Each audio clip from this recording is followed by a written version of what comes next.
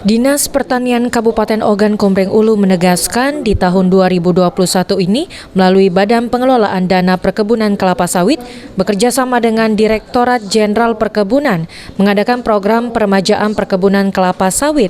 Sayangnya program ini belum dimanfaatkan petani di Kabupaten Oku.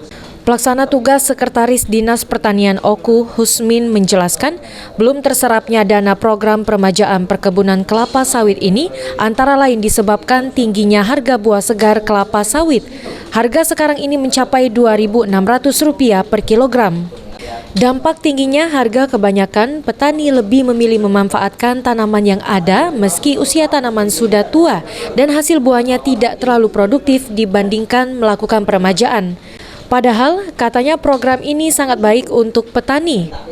Husmi sendiri tidak menyebutkan berapa besaran dana bantuan yang bisa didapatkan petani melalui program ini.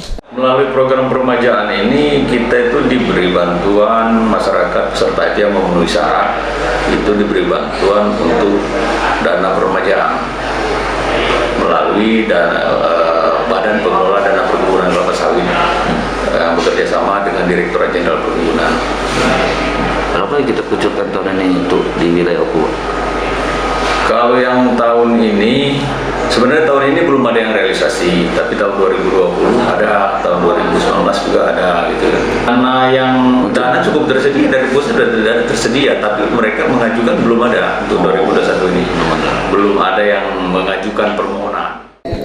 Syarat untuk mendapatkan bantuan peremajaan, kata Husmin, perkebunan harus tergabung dalam kelembagaan kelompok tani yang sudah terdaftar di Sistem Informasi Pertanian atau tergabung dalam koperasi yang sudah berbadan hukum.